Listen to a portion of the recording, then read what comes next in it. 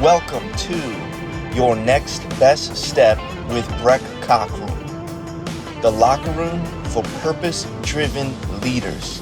This is where we slow down, reflect, and take our next best steps through real stories, practical strategies, and rooted leadership wisdom.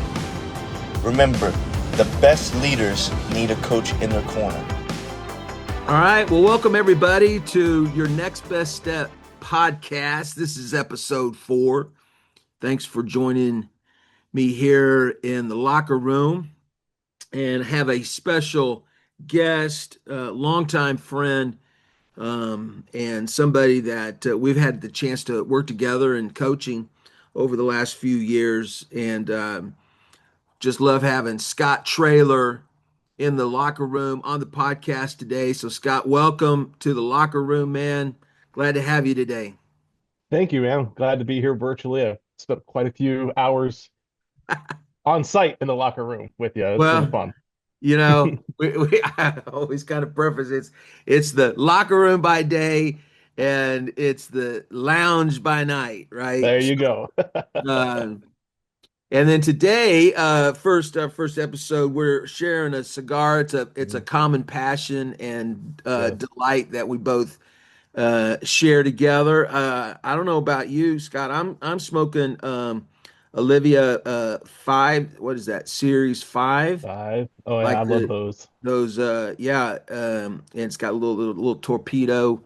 Oh yes, there. I love those. I got me a brick house, which has become one of my go-tos recently. Yeah. So. No. And I see behind you there the Cigar Dude Society. Love that. Yeah, it's my garage lounge. So from one lounge to another, man. Welcome to the podcast. Man, you know, I really what I hope to do on these podcasts is really just you know, talk to leaders who I think no matter what context you're leading in, it always seems to always come back to people, right? Mm-hmm. That we're in the people development business, we're in the people business. And so, Scott, your role, explain what your role is to the listeners. Yeah, so I work in higher education. I've been in higher ed for probably about 25 years now, but 19 at my current location where I work now. And so my role is a vice president. I oversee marketing and admissions for the college and a large online division. So that's what my focus is. Yep. Yeah.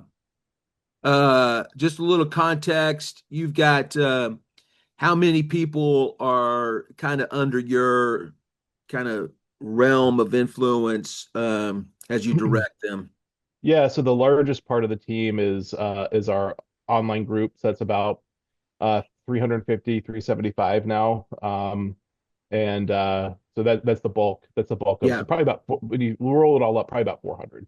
And those are teachers, professors, adjuncts, like. So technically the adjuncts and the teachers report up to a separate area, but there's another 500 faculty on top of that are helping to teach the online students. Yep. So your staff, that's, you know, the service center, like help, financial aid, all of that is about 400, and you've got about 500. So close to 1,000 people you're directly influencing in your leadership. Yeah, about half of it that's directly reporting to me. The other half with the faculty, there's more of a dotted line, like partnership. Yeah. Yep.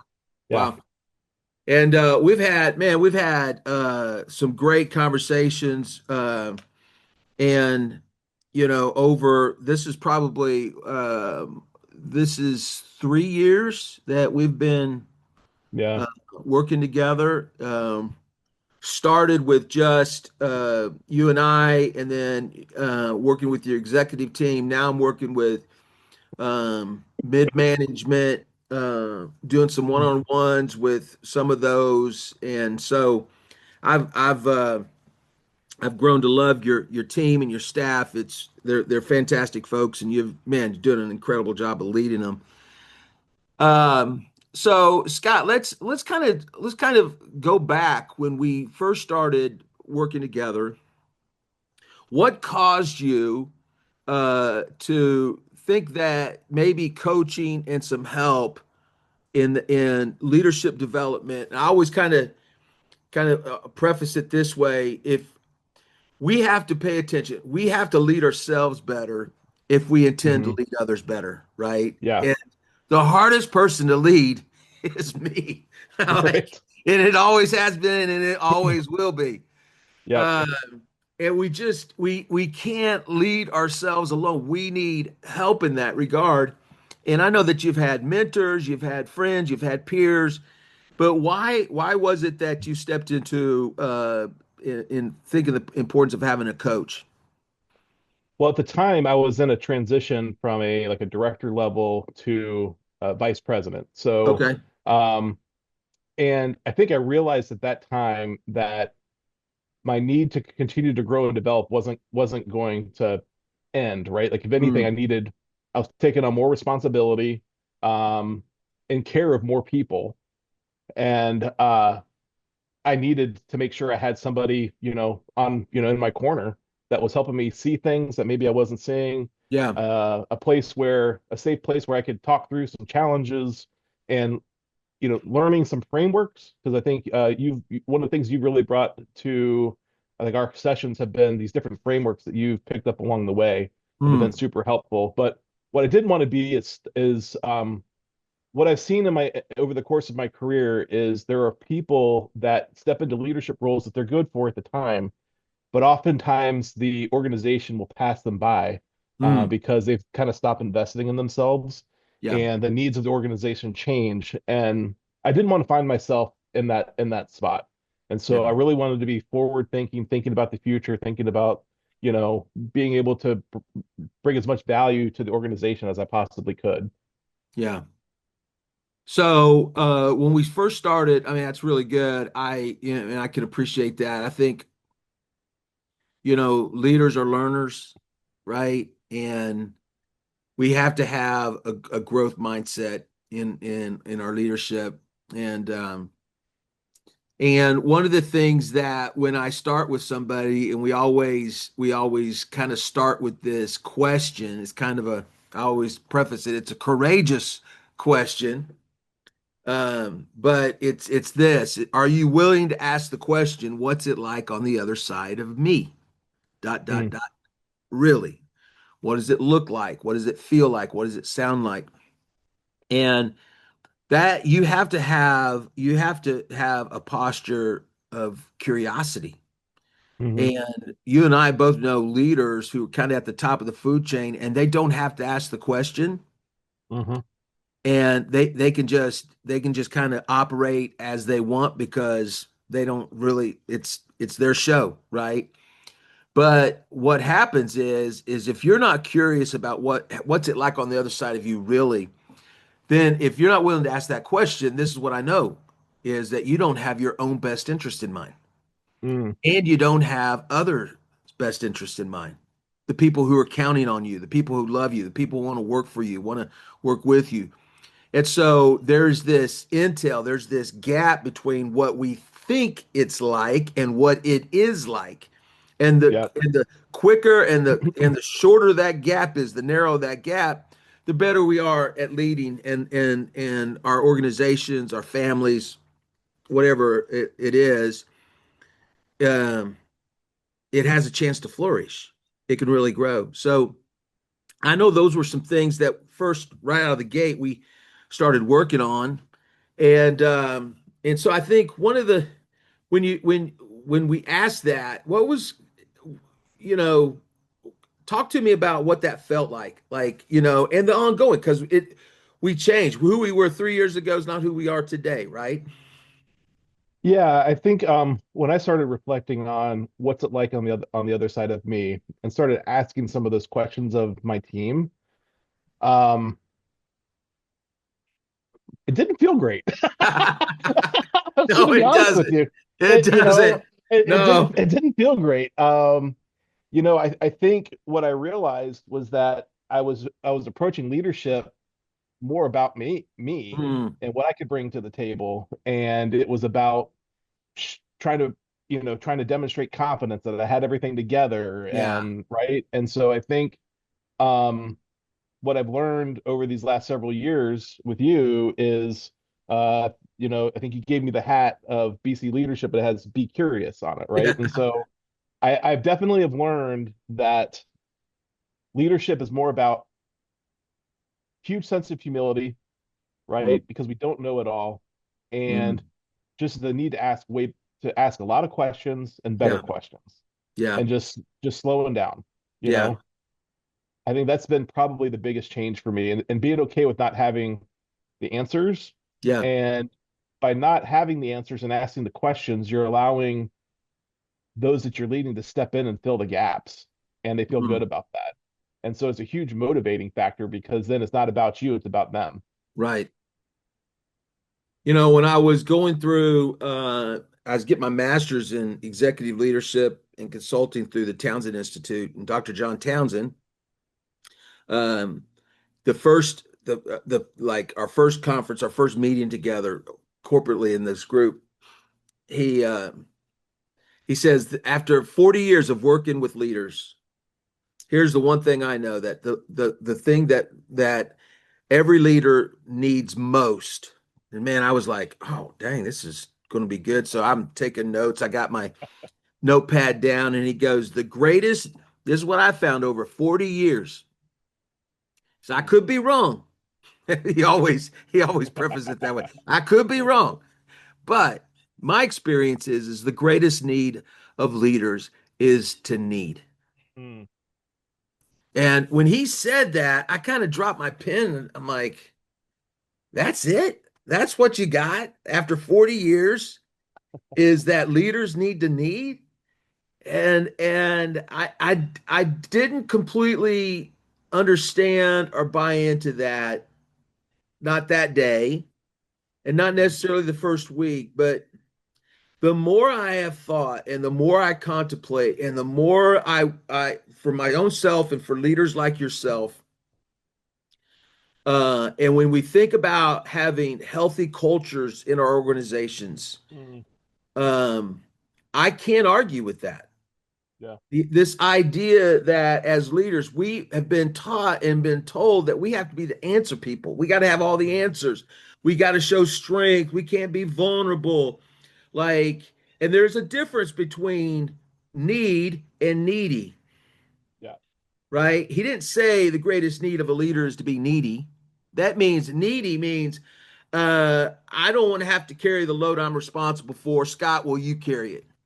Like, Hmm. that's needy, right? We don't need that. But what we do need are leaders who are willing to say, "Hey, man, I need some help. I need some answers. I need for you to help fill in the gaps because the story I'm telling myself about you or myself, I don't know that it's completely true." Hmm. And he gives the great illustration. I mean, you and I both are Jesus followers, and he said, if anybody that could have shown up and led with no vulnerability, I got all Hmm. the answers, Right. I don't need anything, it would have been Jesus. Yeah. Right? Yep. I mean, Yeah, God in flesh, absolutely. it would have been Jesus. But he demonstrated every day how he came to this earth. Every day he demonstrated that Jesus, as the man, Hmm. needed. He needed a place to sleep. He needed a place to eat. He needed a team around him. He needed companionship. He needed all those things. He needed a relationship with his heavenly Father. So this idea of need, and Scott, one of the things I appreciate seeing your leadership is that you really manifested that. Like you have shown vulnerability. You've asked people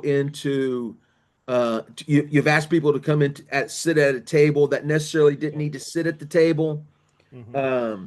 And what you've experienced and what you're seeing and what has kind of happened over these 3 years is as you've stepped into this new role, the team that is now following you, you've gone from, John Maxwell talks about the five levels of leadership, and that first one is I got to follow you because I have to.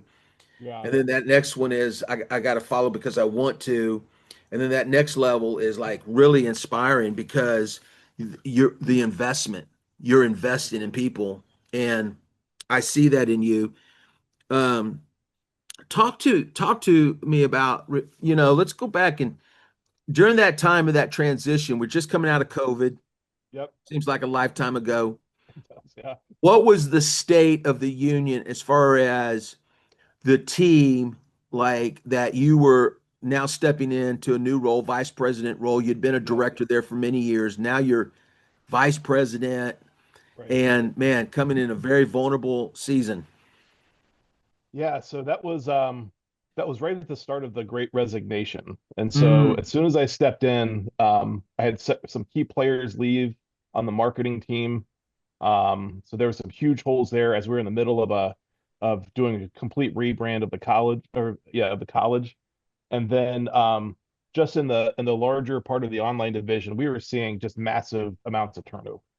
Um, mm, I think at one point the one of the teams was turning over almost at 50%. yeah, So I mean, it was bad. It was bad. yeah. And and so that's when we really started to uh in our coaching say, hey, as we're kind of talking through, you're asking me questions, it became really clear that okay, if we're gonna fix this, it's we're gonna win on culture. Mm, And we're gonna have to create a culture that is so dynamic that people, I think always in my leadership philosophy, you know, you want people to love it so much that they stay. mhm, But if you're doing a really good job, you're developing them so they can either grow in the, take on new opportunities in the organization that you're at, but you're also freeing them to go someplace else, right? mm, And then so they can always look back at the time that they had with your organization and that they learned a lot, right? And so we really started working on the culture. So as a leadership team in working with you, one of the things you challenged us to think about was when we walk into any space, what were the core values that were going to be important to us? mm. And the three that we came up across, the three that we narrowed down after several sessions, Yeah. um, we wanted to have integrity.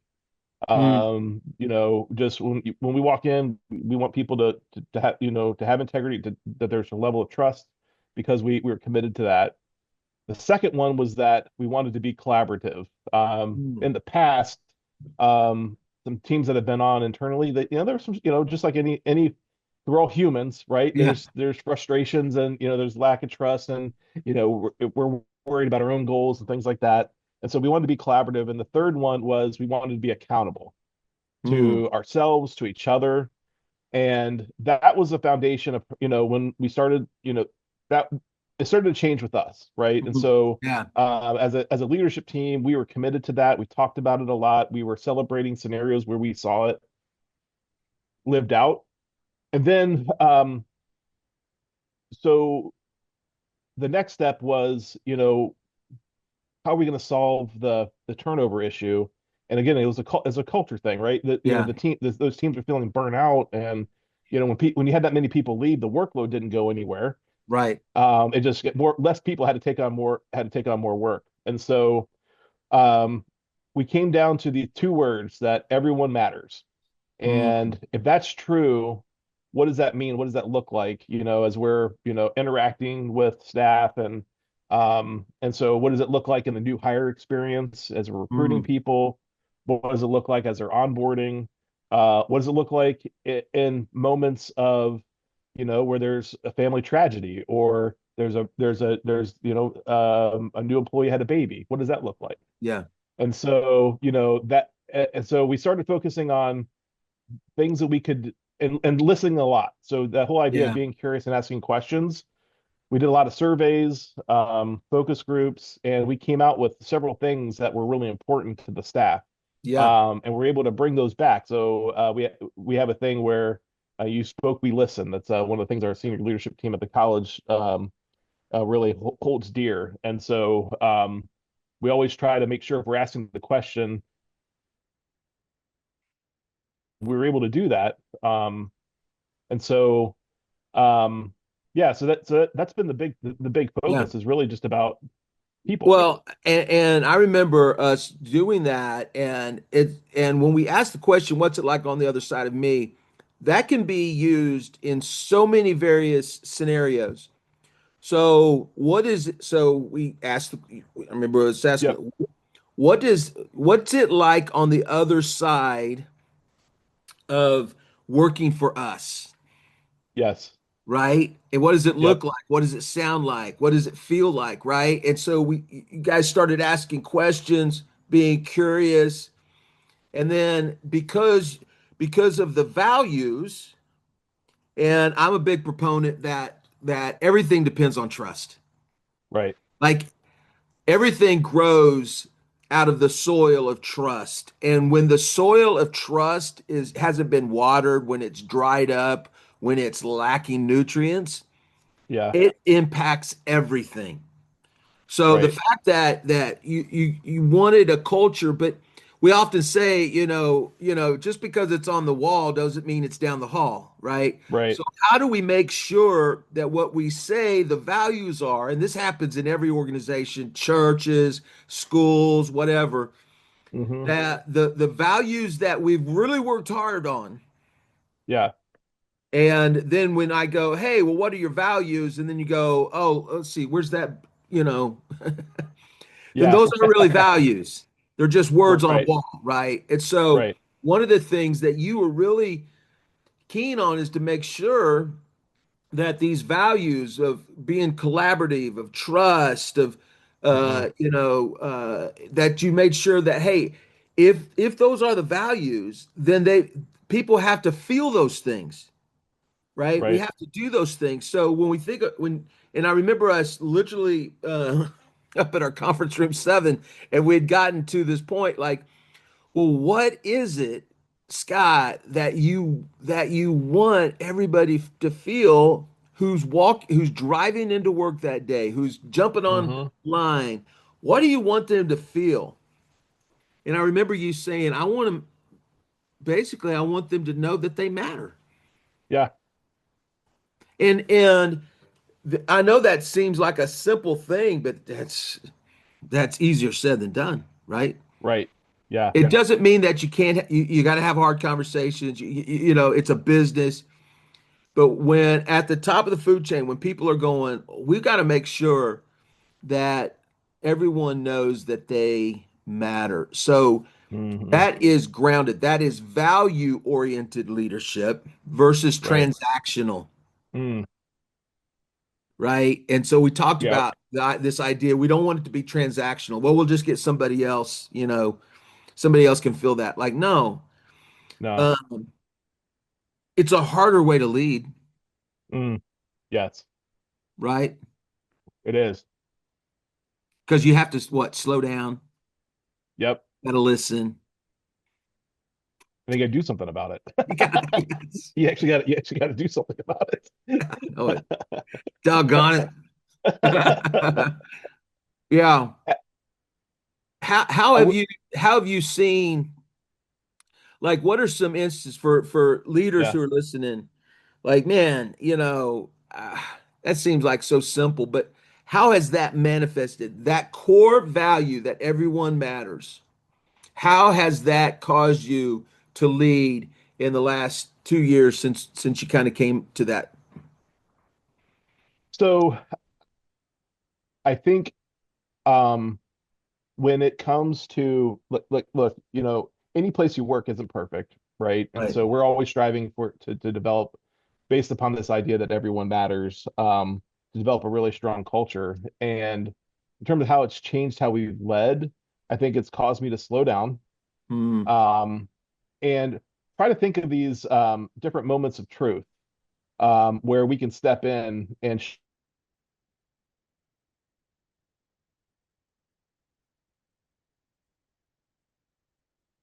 we do to make things, a better place to work. Hey, Scott, I think Yeah. you froze up right there. Okay. It says So, my internet is unstable. Is it back now? yeah. Okay. So let's go back. Okay. So let's just go back, and I asked the question, Okay. um, you know, um, how you have how that's manifested itself, how you've led. So just pick up right there from that point. Okay.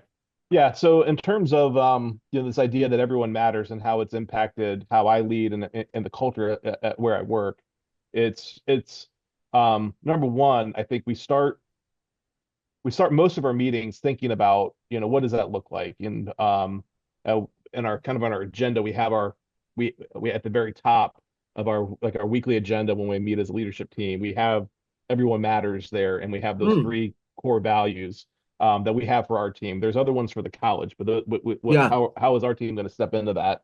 So you And actually have that when you are having your leadership meetings, you actually yeah, have that on the outline at the agenda at the top. it's there. Now, do we do a good job of always like starting with it? Yeah. Certain times of year are better than others, right? Like so but I will say that the leadership team has completely adopted this idea that everyone matters. And Mm, so how we're interacting with each other, we're not going to step into somebody's office and be accusatory and finger pointing. It's yeah. if we're accountable and we're collaborative with each other, that's not how we're going to lead, right? And so it's been kind of neat how that's manifested itself in terms of some things that we've committed to. So like for example, when one of our associates has a baby, whether it's the husband or the wife, we'll send a care package shortly after that has a baby outfit with a baby version of our mascot, and Okay. we'll get pictures back with the baby dressed in that, right? And so we're there, so we celebrate that. You know, when there's a death in the family, we make sure, that we know about it, and so that way people can attend the services, and our team will send, flowers, that sort of thing, just to make, Mhm. just because we want to show that, they're not just they're not just cogs in a wheel. They're Yeah. real people. And so this idea of being, we want them to feel, if they're going to matter, they have to feel seen, heard, and valued. Mm, And I tend to ask that question a lot in our leadership meetings. Like, okay, like if there's an issue with, you know, there's a performance issue or something else is going on, like, well, how does that person feel seen, heard, and valued? yeah. And so I find myself asking a lot more questions around that, trying to get us to slow down and pause. But Yeah. what that has resulted in is the shift in the culture is, our retention um, of our associates has skyrocketed. You know, be, because we've made it a good, we're all committed to it. Yeah. And so that's been a really cool thing. I think, in our admissions team, where we had the highest turnover at one point, up through, I think halfway through this year, we had 90% retention. That's unheard Wow. of. And That, that's a sales type job, right? And so, yeah. um, and that's just a credit to the team, and to the managers working with them, that, we're trying to work that through the entire organization. Yeah. Yeah, I think, and I see it because, and I just I one of the things I do is I have a mastermind with a group of your leaders. We run it on a Yeah. 6 month, and your all's rhythm is kind of interesting from an online standpoint. Talk to us about what that rhythm looks like, because like it's fast and Yeah. furious. So in traditional higher ed, you have a fall start and a winter semester, right? Like they go 2 semesters. Um, we have we we have students enrolled year round, and we start 6 times a year. And so, there's only 2 months in between the next, registration and retention class. So it's just there's just no downtime. And Yeah, so we have to really make sure, you know, that and it's tough on the managers, right? Because yeah. there's always stuff going on. There's very little time to slow down. And Hmm. so, focusing on that's been an issue that we've had to focus on probably really more over the last year and a half, that came up, that they were feeling really tired and worn out. Yeah. Yeah, because I remember going into mastermind, Yeah. and it was at the kind of at the beginning of a new start. It was about a Yep. year ago, and man, we always do a check-in, right? So Yeah. I always check in. It's so important for us as leaders that if everyone matters, then I've got to connect with it. Like our brain, neuroscience says this is that our brain is asking two questions anytime we walk into a new space. And the first one Mm, is, am I safe? mm, Brain's always, it's burning calories trying to get the answer, am I safe? And mm. the second one is, am I loved? And am I loved manifests itself as I'm seen, heard, and valued. Like, do I really matter in this place? So just imagine if you're, a teacher of, high school, college, or whether you're working, when we have times where we meet together as staff and or leaders in groups, whatever, most of the time, most leaders just jump into like, all right, what's the outline, what's the agenda? Right. But I always think, and I think it comes from restorative justice, like practices. This is what we've learned is like, man, we need to have space to just Mm, tune into ourselves, tune into each other, because we never know the stories that are walking into these spaces into work. yeah. And so I was doing this quick check-in on a scale of 1 to 5, five being it's just the most beautiful day. One is, man, Tim Hortons got my drink completely wrong, gave me a tea instead of coffee. You know, what number are you? And everybody, we were in the whole thing, and everybody was like a 2, Ah, 2.5. And yeah. I'm like, okay, what's going on? Forget the agenda. What's going on? And they shared with me Yeah. the frustration because there'd been a tough start, and Yeah. they were bearing the brunt of some decisions that you and the executive team were making. Yeah. Yeah. And in our time together, I came back. I said, "Hey, Scott, you might want to pay attention to something. There's an undercurrent of Yeah. frustration, right?" And to your all's credit, you started listening, asking questions from that, and kind of talk about how like that then you created an environment experience to recognize Yeah. that. But now it's not just a one-off because everyone matters. This culture, you want it to flourish. Now you've created a rhythm that's well into a year and a half now. Yeah. So kind of embarrassed to say this, but when we were thinking about everyone It's just matters, you and me. right, in the locker room, right? Um, when we were thinking about everyone matters, we were really focused on the staff, and we completely overlooked the management team. I mean, Mm, that's the reality. I think, yeah, I think the thought was, man, a lot of them have been there for a while, they're good, and we yeah, just it just weren't paying attention. And so when we were talking about that, I think I was man, I felt bad, just as a leader. It's like, man, I can't believe, the things we're doing is having that big of an impact on that group. And so I think that what started the next step of that is we sent out a survey to the managers, asking questions, a lot of open-ended questions. So it wasn't a checkbox type thing. It was, we wanted comments. And again, that was like our way of asking, what's it like on the other side of me, as a leadership team. And some decisions that we had made at the time, weren't super popular. They didn't understand the why behind the decision. mm, We had some old policies and decisions that we had made that we hadn't changed in forever, and it was just was just the way we do it. And so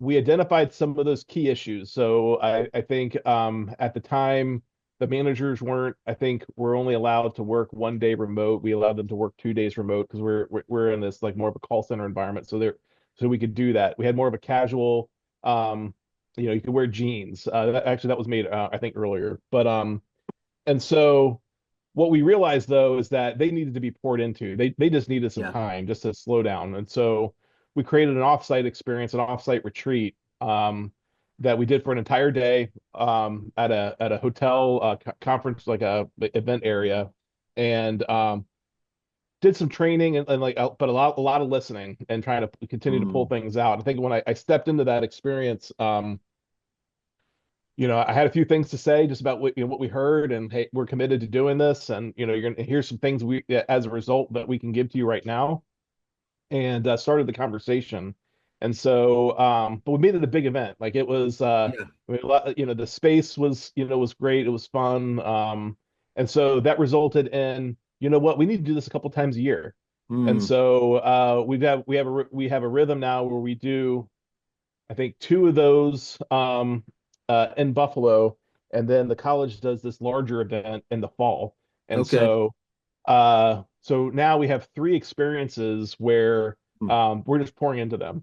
yeah. And some of it's fun, some of it's maybe a little bit of training, Yeah. but a lot of it is breaking down the department walls too, Yeah. because we had gotten large, and so they didn't know the managers in the other departments as well, and so we would break them down into teams and do different events. And so what was cool was, now you're seeing a lot more interaction within that group. And again, at the end of the day, it was all about making, if everyone matters, the management team Yeah. matters. They're the ones that are having to deal with all of the brunt of everything, right? Yeah. And so, employee challenges, trying to figure out how to get around things and stuff. And so that has been a huge morale boost, for our team, and probably one of my favorite times of year, because I get to we have everybody all together, Yeah. and it's a great time. Well, John Maxwell always talks about, the relational change you're investing in your Mm, teams and people, right? And so I remember like at that moment, and I said, "Hey," and the that 7 weeks ended up being a fairly good, yeah, start. You'd made most of your goals. And I remember at the end, I was asking you, I said, Scott, how did it know? He said, well, hey, we pulled through, we did. I said, yeah, I said, but here's what the expense is. I don't know that you got any more pennies left in your pocket with your managers. You're going to yeah, have to go back, right? And to your credit, you didn't dismiss that. You didn't defend that. You're going, oh my gosh, because that's the kind of leader, because people mattered. So you went in and you did that. Now, here's what's so interesting too, Scott, to me, and we've had enough time to work together. hmm Those kind of things, like values, offsites, pouring in, like that is what I would consider working on the yeah, business. hmm And then there's the working in it. And that's all the stuff, my gosh, that you guys have to do. right, And over the last couple of years, we've kind of created a rhythm. We've identified a rhythm hmm that for you as a vice president, like this is being strategic, right? yeah, So we often talk about, it's not our intentions, but our intentionality that leads us to our preferred destination. Your preferred destination for your team is to have a flourishing culture that everyone matters. Well, if all you do is work in it, eventually it's not going to happen. You have to work on it. And right. so, speak to us a little bit about your rhythm now that you know of when you're working on things and when you know that you don't have much bandwidth to work on it, so you're having to work in it. Yeah. So that rhythm for me is January through August, maybe a little part of September.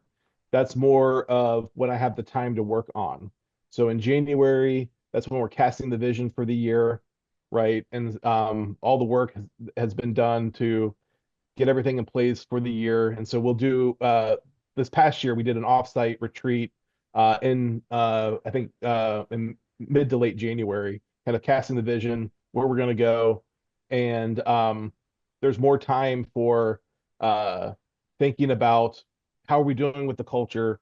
We have this thing called the five, which is our the five things that we kind of commit to in terms of how we're going to lead our team.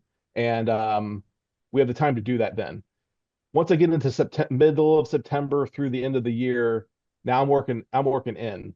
It's about budgets. It's about prepping for the last board meeting of the year. My time, my capacity and my margins become really short and thin, because Yeah, there's a lot of work that has to get done, with meeting with a lot of people, just making sure we get everything orchestrated.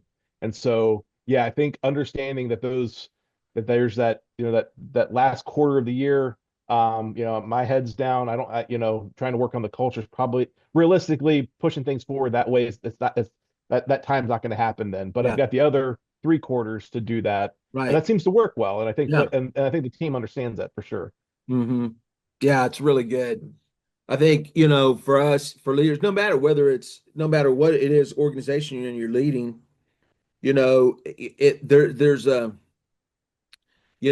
this idea of just kind of winging it, hoping, you know, Yeah, uh, you know, and then actually being purposeful, intentional, strategic. And and I've seen that. And so, I think that's one of the reasons why the school, like, I mean, it's growing. There's yeah, like all the good things are kind of in the right spots, right? yeah, And because of your intentionality, you're paying attention.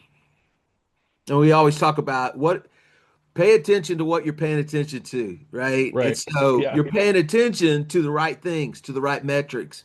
And I often would say this, Dr. Townsend always talks about, the fruit and the root. yeah, And I completely agree. Um, when the root works, the fruit works, yeah. right? And when there's evidence of bad fruit, you can't sit there and yell at the fruit. It can't do anything about it. You got to go all the way back to the root and go, what's going on with the root? Hmm. And at the root, that's people, that's internal. That's the stuff that's not as easy to get to because it takes time, takes listening, takes posturing Mm. ourselves, being vulnerable. So, man, Scott, our time has flown by. I so It has. appreciate kind of what you've shared and just your story. Got a couple of questions for you, Okay. just kind of as we wrap up. This is kind of the bonus round, if you want Okay. to say. All right. What would be one leadership lesson you'd put on a bumper sticker? I th That's a fun. I've been watching. I don't know if you get into these like rhythms where you get caught watching a bunch of different YouTube type videos, and so for whatever reason, I've been watching boats trying to dock. Yeah. And there's all kinds of. I mean, and then they're coming up to the dock, and the trucks are coming in to pull their boats out. And the boats are getting, they're whacking into the dock, or the trucks have backed in too far, and next thing you know, they're floating in the water Yeah. and everything. And I think one of the things that I'm just reflecting on that I thought would be a good bumper sticker, probably a little long, but is you don't want to, as you're entering the dock, you don't want to go any faster than what you want to hit the dock, right? And I think as a leader, sometimes you have to remember that Yeah. leadership has a wake, and there's times where you gotta go fast, but there's also times where you gotta slow down, and you don't want to go any faster than you want to hit the dock. And I think that's what I would say. Wow, that's good. All right. What's something you used to believe about leadership that you no longer believe about leadership? I think we talked about this earlier, right? Is that you're going to have all the answers. Mm, Um, and so I think the idea that, you don't have to have all the answers, but it's okay to be vulnerable and ask questions. Um, I'm still working through that imposter syndrome thing because I think sometimes I just feel like I don't belong, yeah. right? And if I'm just Well, being that's honest, like that that's was my something that next I'll question. always. Yeah, I said, what's one thing you're still figuring out? And that you answered That that. is it, Brek, Yeah, man. It is like I think that'll be something that I'm always dealing with, and having to step back, and like I don't feel like I'm the smartest guy. I don't feel like I've got the best ideas. I don't know. Like sometimes I'm wondering, looking around the table, I'm like, why am I?